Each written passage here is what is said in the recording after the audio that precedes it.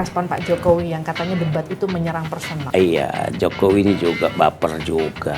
Nggak perlu dia ikut campur. Nah, disitulah akhirnya kelihatan bahwa Pak Jokowi memang berpihak. 1-100 berapa angka Habib yakin Anies Imin akan menang? 75. Kerja besar Anies ini dalam keliling ke lapangan, ada desakan, itu pengaruh. Pasca debat kemudian ada kalimat yang kemudian disampaikan Capres 02 yang secara Etis dulu. ya, itu akankah kemudian berujung pelaporan balik? Buat Amin hal-hal kayak begitu kita anggap rakyat yang akan menilai. Ya apa yang orang berpihak kepada Bowo, udah pasti ke Bowo, nggak bakal pindah. Meskipun Artinya kemarin ada relawan yang gabung ke 02, nggak apa-apa ya? itu modifikasi. Nah, apa ini modifikasi? Ada juga PKS yang pindah langsung ke Prabowo. Padahal bukan ada struktur itu. Kalau ini satu putaran, Prabowo masih butuh sekitar 7%. Jadi menurut Habib nggak mungkin satu putaran? Kalau saya feeling enggak. Tapi ini kemungkinan ada dua kelompok yang akan bersatu di ujung putaran kedua. Siapa nih? Ya pastinya paslon 1 sama paslon 3. Coba aja Bu Puan aja sudah mulai bocor tuh. Sedang diolah. Berapa persen? 80%. Wow, tinggi ya Beb? Iya dong. 80% Tinggal mah. besok, Bos. Dan ini harus ada yang comblangin dengan rapi. Jadi ini percintaan yang dipaksakan oleh alam. Hai, kembali lagi di Living On Point. Nah, kalau kita lihat sekarang nih, hitung-hitungan harinya, Pilpres itu udah kurang dari 1 bulan. Jadi nggak heran kalau makin banyak manuver politik yang muncul. Tapi nggak cuma bicara soal lapor-laporan pasca debat kemarin yang masih rame sampai sekarang, ada juga ancaman penembakan terhadap cawapres nomor urut 1 Anies Baswedan yang sekarang katanya si pengancam itu sudah menyerahkan diri ke polisi. Tapi nggak cuma itu, ada juga soal perang survei. Nah, kenapa perang survei? Karena kalau dulu biasanya pasangan Anies Mohaimin itu selalu berada di peringkat 3, sekarang udah mulai rebound, ada di peringkat 2 kalau kita bicara soal survei. Tapi sebenarnya seberapa akurat sih lembaga survei versi Timnas Amin? Nah, kini kita juga akan berbincang soal bagaimana strategi mereka untuk menang di Pilpres yang kurang dari 30 hari lagi. Kita akan berbincang bersama dengan Koordinator Advisor atau Dewan Pertimbangan Timnas Amin, Habib Abu Bakar Al-Habsyi. Iya. Hai Bib. Sehat, Beb? Sehat, alhamdulillah. Aku mau mulai dari soal debat yang kemarin. Nah, pasca debat itu kan ada soal respon Pak Jokowi yang katanya debat itu menyerang personal. Kalau Habib sendiri ngeliatnya gimana? Saya melihat bahwa perdebatan itu ya mestinya demikian. Dan kalau ada kesakan akan personal, ya dijawab aja. Itu nggak usah lari. Jadi perdebatan itu kan bisa berkembang, bisa dinamik, tidak kaku. Dan waktu itu ditentukan tinggal pandai-pandai kita seorang pemimpin menjawab situasi. Bukan lari dia kenyataan. Nanti kita ketemu di waktu yang akan datang. Kita siapkan berjam-jam. Ya enggak begitu. Jadi debat itu adalah memang kemampuan kita memanage waktu dan memberikan konten dan menjawab dengan tenang. Gitu. Tapi kalau dibilang ada beberapa data yang miss begitu itu gimana? Bagaimana? Seorang Jokowi aja ngomongnya sama kok. Apa yang disampaikan Jokowi itu disampaikan Anies. Oke. Itu kan. Jadi sebenarnya kalau itu yang salah siapa? Kenapa lagi Jokowi nggak ada ribut? Kalau Pak Jokowi bilang itu minta format debatnya diubah karena kemudian terlalu menyerang personal, itu gimana, Bib? Iya, Jokowi ini juga baper juga. Sebenarnya kan itu hal biasa. Cuman karena Pak Prabowo itu sebenarnya bisa simple menjawab. Bisa enjoy menjawab. Tapi dia keburu tegang, buru emosional dengan Aniesnya. Sehingga terbawa suasana, sehingga cepat artinya kelihatan nggak keluar kata-kata dan data, atau omongan malah lari kepada situasi yang tidak nyaman. Sebatasnya Pak Jokowi cukup asyik aja melihat. Nggak perlu dia ikut campur. Nah, disitulah akhirnya kelihatan bahwa Pak Jokowi memang berpihak. Gitu. Tapi buat kita, it's okay, no problem. Nggak masalah ya, Beb? Masyarakat kan punya perasaannya. Acara debat itu ada ruhnya. Masyarakat itu bisa ketemu ruhnya. Mana yang pas, mana yang tidak. Gitu. Beb, kalau ngelihat gini, ketika kemarin debat, terus kemudian ada lapor-laporan yang ditujukan ke capresnya Bib nih, Pak Anies, itu gimana, Bib? Ya kalau debat Pak Jokowi sendiri sudah ngomong, bukan debat kalau pakai dilapor-laporkan. Jadi sebenarnya kita yang dilaporkan. Dilaporkan beginilah, begitu. Ya kalau debat dilaporkan ya silakan saja, tinggal kemampuan Bawaslu menilainya. Buat kami hal-hal biasa-biasa saja. Menurut saya apa yang disampaikan Anies dalam debat itu hal yang masih normal. Tidak ada hal-hal yang terlalu berat gitu. Itu jadi catatan nggak sih, Bit, buat debat berikutnya nih? Karena kan debat berikutnya ini kan Caimin ya, yang maju cawapres. Kalau saya lihat dari debat ke debat sebenarnya memang formatnya tuh terlalu simpel, waktunya terlalu pendek. Jadi kalau lebih baik itu sebenarnya kasih leluasa, dia bisa kelihatan dan bisa mengungkapkan data dan apa yang bisa diungkap. Tapi dengan waktu yang sangat simpel seperti itu ya sebisa-bisanya pandai-pandai si paslon memanage waktu dan memanage kata-kata dan memanage semua data.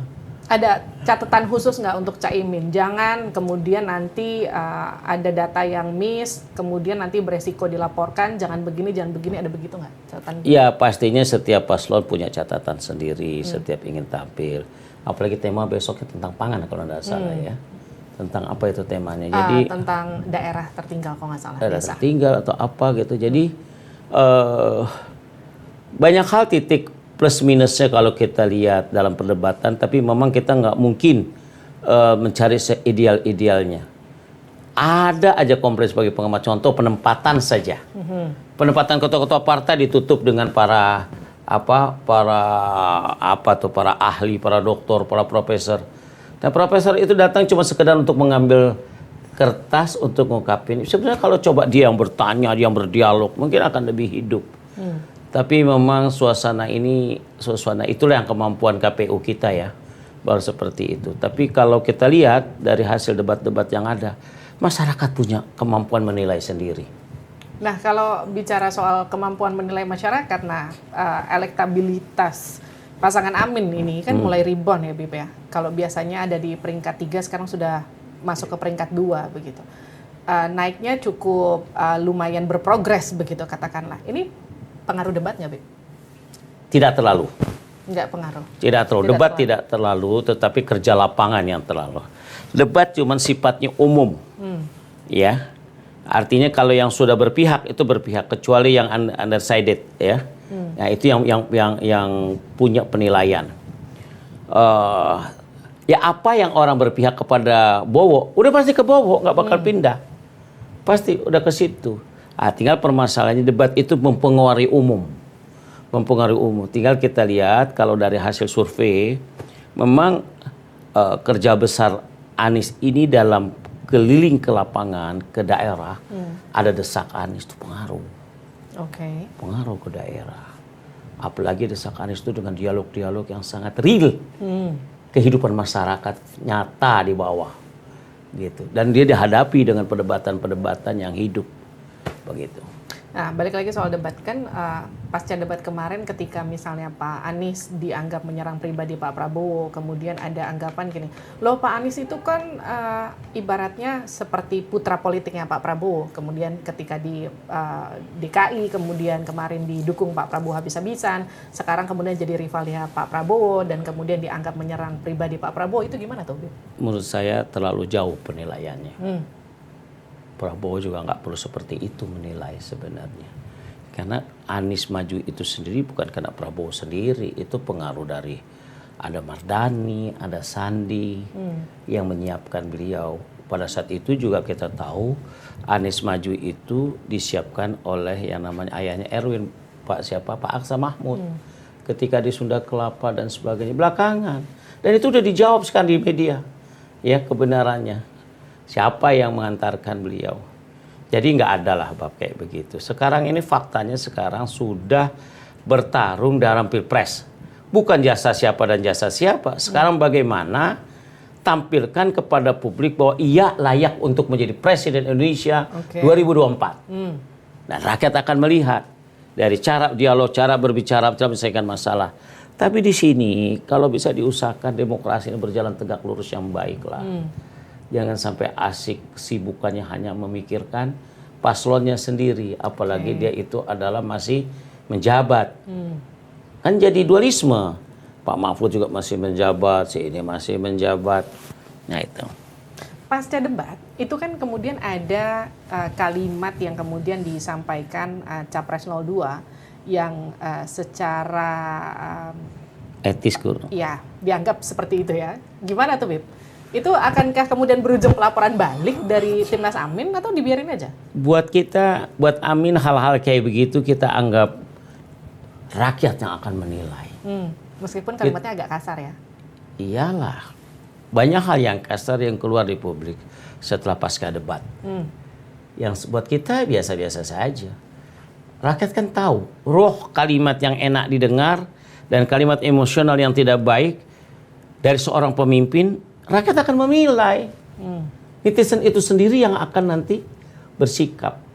Kenapa sekarang progres Anies kelihatan nampak reborn, naik begitu saat dan berbanding lurus juga dengan partai-partai yang bersamanya, ya itu sebuah situasi yang pasti akan berhadapan di ujung pada waktu persiapan 14 Februari ini.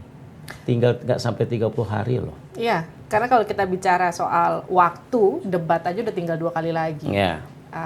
Kurang lebih sekitar 3 minggu lagi kita akan masuk ke Pilpres begitu. Ini Habib sendiri ngeliat kesiapan dari Pak Anies, Caimin, itu gimana? Kalau buat Amin itu tidak ada beban. Gak ada beban ya? Ya, karena mereka intinya siap untuk menang. Kalau ini yang mempertahankan untuk seakan-akan yang berkuasa dan untuk menang, ini kan yang nggak gampang, nggak mudah. Prinsipnya resourcesnya bukan gampang untuk menang ini. Tapi rakyat kok bahu-membahu. Bayangkan aja, relawan itu hampir 10.000 relawan lembaganya. Hampir 1.000 relawan. Bayangkan saja. Meskipun Artinya, kemarin ada relawan yang gabung ke 02, nggak apa-apa ya? kalau saya melihat itu tidak murni. Itu modifikasi. Nah, apa yang dimodif, Bib? Bisa jadi disiapkan, dirancang kayak begitu. Ada juga PKS yang pindah langsung ke Prabowo. Padahal bukan ada struktur itu. Gitu, ada. Jadi kalau saya melihat semakin dekat di pemilu 2024 titik 14 Februari orang akan berusaha sedemikian rupa cara-cara apapun untuk menarik hati rakyat. Ingat, angka terakhir itu masih ada sisa cukup signifikan berapa persen gitu. Kalau ini satu putaran, Prabowo masih butuh sekitar 7%. Paslon 2 masih 7%. Artinya apa? Bukan gampang. Jadi untuk satu putaran saya rasa kalau ini berjalan nyaman, baik, tidak ada intimidasi, tekan menekan, rakyat akan melihat hasilnya. Jadi menurut Habib nggak mungkin satu putaran? Enggak. Saya nggak melihat satu putaran. Betul, karena kenapa? Kalau di satu putaran itu kan 50+0 berapa gitu. Mungkin clear, enggak. Enggak ya, Bib? Kalau saya feeling enggak. Tapi ini kemungkinan ada 2 kelompok yang akan bersatu di ujung putaran kedua. Siapa nih? Ya pastinya paslon 1 sama paslon 3. Oh, itu udah fix, Bib? Oh, belum, fix belum. Katanya tapi lagi PDKT kan? Oh, pastinya. Jadi gini, insting politik itu bermain dengan situasi politik. Tanpa diajarkan akan lari sendiri merapat. Tapi kenapa 1 harus langsung ke 3? Kenapa 3 langsung ke 1 gitu kali? Kenapa 3 ke 1 gitu? Ya, kenapa Atau 1 ke 3 gitu? Ya, apalah itu. Artinya siapa yang bisa mengingat? Apakah mungkin 3 ke 2? Coba hitung-hitung dulu deh. Gimana, Beb? Saya nanya. Saya nggak melihat 3 itu balik kedua dengan emosialnya seorang ibu. Gak mungkin ya? Ya, yang enggak lah. Kalau saya feeling, tapi politik itu nggak bisa disangka, nggak diduga. Karena namanya kepentingan yang sama tuh kadang-kadang bisa berbenturan dalam waktu yang cepat. Kita lihat saja. Tapi ada PDIP, ada PKS, emang bisa nyatu, Beb? Bisa. Bisa ya, Beb? Sangat bisa. Bisa ya? Sangat bisa. PKS itu sudah fleksibel kemana saja. Tinggal momentumnya kapan dibutuhkan. Tapi emang sejauh mana koordinasi antara 3 ke 1, 1 ke 3? Ini ini alami. Kebutuhannya itu datang dengan kebersamaan situasi. Oke. Nah, situasi itulah yang membuat akhirnya orang saling, kita harus tengok. Coba aja Bu Puan aja sudah mulai bocor tuh pengen. Jadi gimana? Jadi kalau saya bukan menduganya, 2 yang maju atau gimana sih? Oh enggak ada kayak gitu begitu. Ya? Intinya adalah pastinya di putaran kedua harus ada yang melawan 1. Satunya itu nomor berapa ya kita lihat nanti. Oke. Iya toh. Makanya kita lihat nanti jam 5 sore 14 Februari kita sudah bisa lihat Siapa yang merapat ya? siapa yang merapat dan merapat siapa. Terus 1 yang ke 3 kedua, apa 3 ke 1 gitu yang ya? kedua quick count-nya kan kelihatan. Oke. Atau yang real count. Gitu. Real count juga seru itu. Yang pasti nggak mungkin 1 putaran ya, Bib? Kalau tanya Karena saya kan enggak. narasi yang dibangun kan gitu kan sekarang kan. Saya pikir saya tidak. Enggak Saya ya? termasuk yang menyatakan ada tidak 1 putaran. Kalau ngelihat dari hasil survei nih, Bib, meskipun sempat rebound, tapi kan ya menanjak sedikit demi sedikit begitu. Tapi kalau ngitung sampai ke kurang dari 30 hari itu, Bib masih optimis nggak, Bib? Kalau optimis harus kita katakan optimis. Hmm. Tapi faktanya itu kita mungkin, kalau kita lihat ya, bahwa kan di 44, 45 begitu aja selalu. Sekarang siapa si Ganjar main di 19-an ya kita 20 berapa gitu. Ya untuk 7% nggak mudah dalam waktu Kurang dari sebulan ya? kurang dari sebulan. Jadi kalau saya feeling kita hadapi ini dengan pesta demokrasi yang baik. Biarlah dia misalkan kalau memang ada putaran kedua, ini sangat menentukan siapa pemenang. Gitu. Dan kalau betul 1 ke 3 atau 3 ke 1, itu akan menjadi sangat kuat ya, Beb? Semoga itu yang kekuatan yang terbaik. Curiga jangan-jangan memang udah ada perjanjian. Pokoknya kalau nggak Jadi dapat begini, dalam 1 ke 3 politik atau itu 3 ke ada 1. insting. Insting ke kita, oh kita akan kalah kayak begini. Oh kita akan segera tuh. Jadi fenomena alam, fenomena suara itu akan terlihat. Dan itu cepat gerakannya. Karena setiap kita punya tim quick count, punya tim real count, punya manual. Oke. Dan punya tim yang kuat. Berapa jumlah TPS yang dia punya. Oh itu cepat itu. Gitu. Dan PKS sangat perhatian di bab itu. Jadi kira-kira jam 5 sore tanggal 14 Februari. Saya yakin 5 sore, paling telat jam 6. Tapi saya nggak duga. Kalau feeling saya di jam 5. Oke. Kita udah tahu ya. Anggaplah jam 6 akhir. Udah kebaca tuh. Siapa? Tapi apakah emang di hari itu juga udah bisa ketahuan kira-kira siapa yang bakal Ya merapat? enggak, namanya real, namanya quick count. Yang quick aja dulu. Dari jumlah TPS nanti kelihatan pengaruhnya besarnya berapa. Ini kan bukan baru pemilu kita. Iya, tapi kita mau ganti presiden loh, Bib. Ya mau ganti presiden cocok nih momennya pas. Iya dong, setelah 10 tahun kan sekarang kita mau nyari presiden baru. Iya, cari presiden baru. Pastinya presiden baru itu yang lebih mengerti tentang masyarakat kita. Bib, kalau bicara soal tadi saya bilang kondisi politik kita yang makin panas. Terakhir ada ancaman penembakan nih, Bib, buat Pak Anies. Meskipun katanya orangnya menyerahkan diri ke polisi, terus bilang katanya iseng, polisi udah menggeledah rumahnya, dan polisi bilang nggak ada tuh pistol di rumahnya. Itu gimana tuh, Bib? Iya. Suara seperti ini sudah di-warning oleh si Pak Mendagri, Tito. Tito sudah bicara seperti itu. Sebenarnya dengan bicara itu menggambarkan bahwa fakta akan terjadi seperti itu bisa-bisa saja. Tetapi alhamdulillah institusi Polri dengan begitu cepat langsung bisa mengamankan orang yang mengancam Anies. Dalam perjalanan Anies juga berapa kali sudah kejadian di Tasik, kacamatanya sampai pengen patah. Terus di mana lagi kayak diinikan palanya di Pontianak. Jadi kalau saya melihat hal-hal kayak begitu tuh sangat mungkin terjadi. Apalagi dalam dunia pemilu begini. Tapi sangat mengkhawatirkan nggak? Sebagai ancaman serius begitu? Kita atau? tidak boleh nganggap enteng, tapi juga nggak usah berlebihan. Karena setiap calon presiden itu pengamanannya hampir 72 orang. 2 shift. Itu pas pampres dari Brimob rata-rata semua. Oke. Yang saya tahu. Minimal dari polisi lah paling tidak. Artinya apa? Pengamanan cukup signifikan. Tapi kalau itu terjadi, ya ada situasi yang tidak sehat. Gitu. Sudah ada warning, tapi yang penting pengamanannya maksimal ya? Harus. Jadi ini amanah undang-undang pemilu itu. Oke. Jadi pemerintah yang mestinya Mendagri itu yang harus mengamankan kepada daerah kalau sampai ada tempat yang nggak ada izin, pengamanan yang tidak baik. Itu pemerintah, tim negara yang harus. Karena ini kan kita nih pemilu lapangan, bukan konser. Minta izin lah, minta inilah, enggak. Jadi ini tim yang disepakati oleh negara. Bahwa calon ini ada segini, tempat buat pemilu di beberapa daerah dan sebagainya. Kalau dari sejauh ini hitung-hitungan Timnas Amin, kekuatan suaranya Timnas Amin itu ada di mana, Bib? Kalau di Pulau Jawa aja. Jadi gini, kita punya PKB. Oke. PKB berapa persen punya di Jawa Timur? PKS punya Banjabar, Banten, Jawa Barat, Jakarta. Itu kan lumayan suaranya. Terus Jawa Tengah. Oke, Jawa Tengah kita bersaing antara Ganjar dengan PDIP, ini. Ya. Artinya apa? Dari situlah sumber-sumber ini.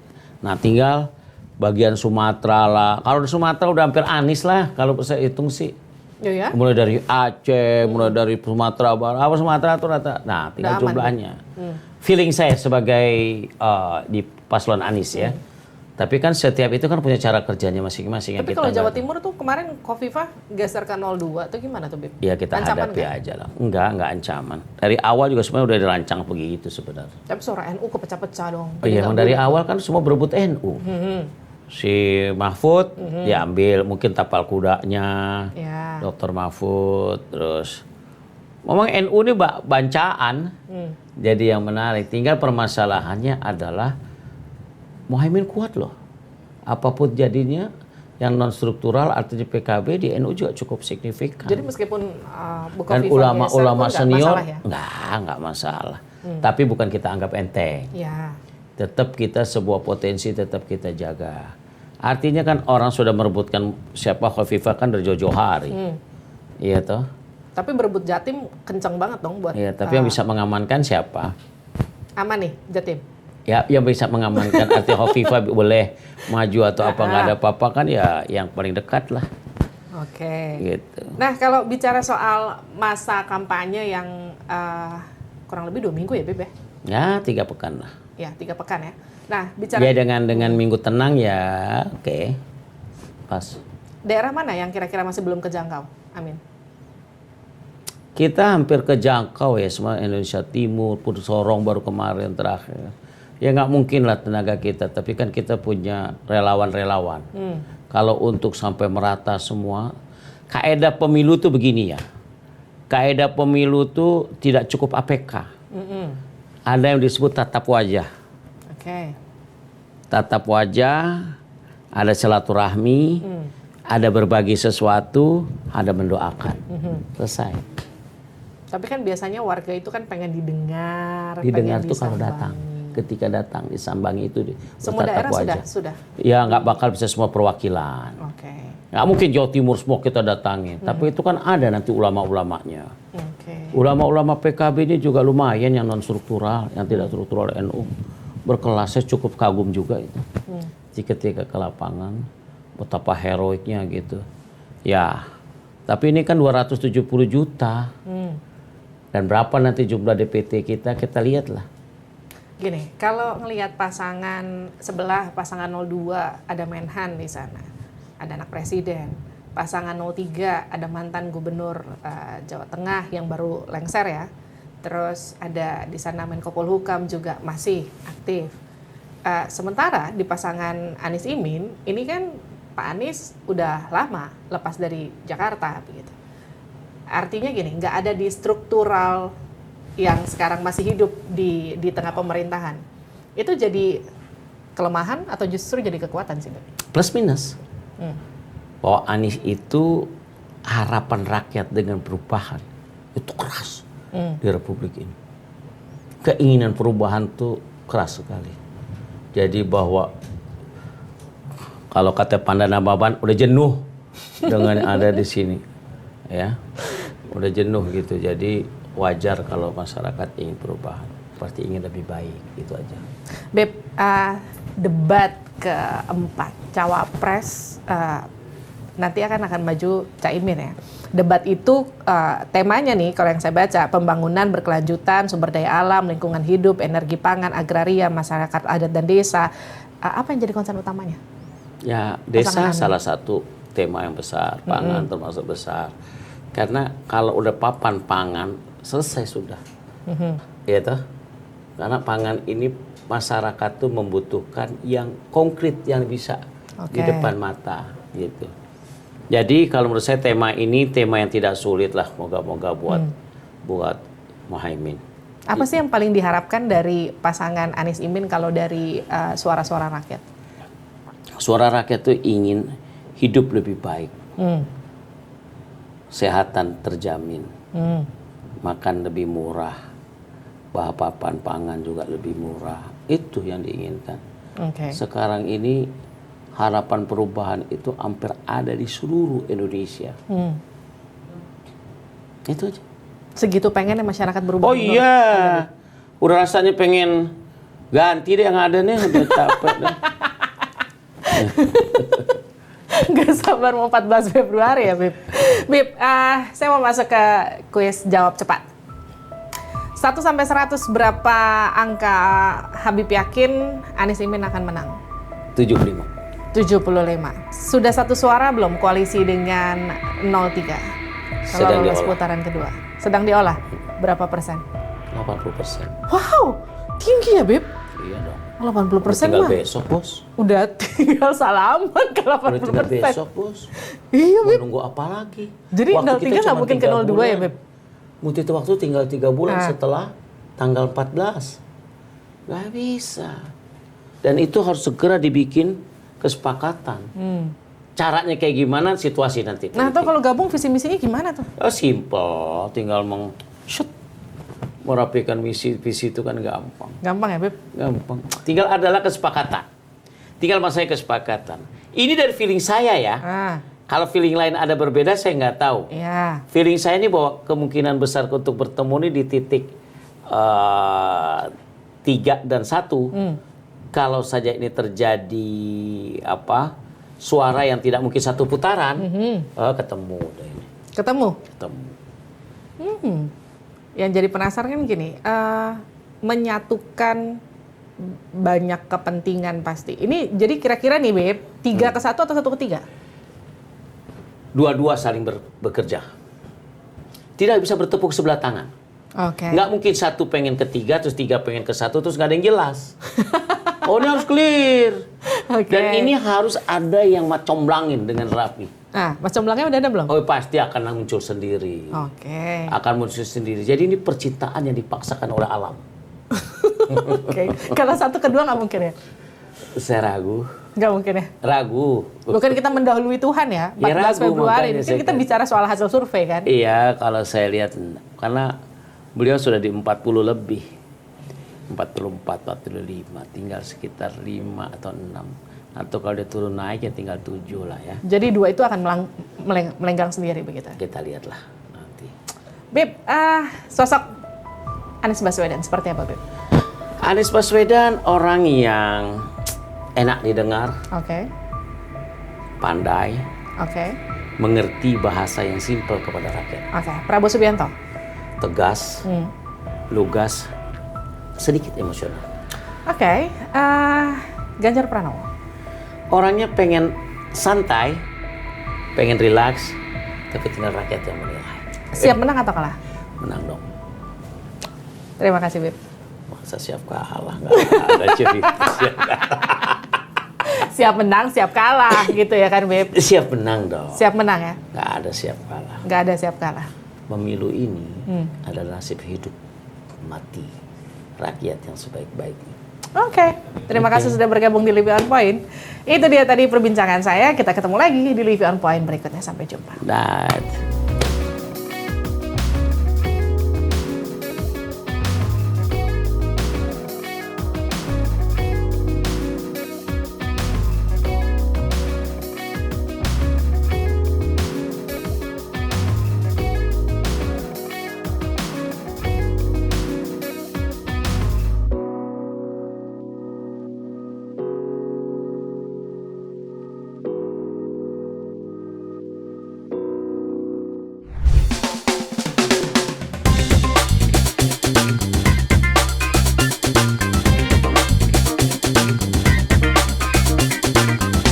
Living on Point.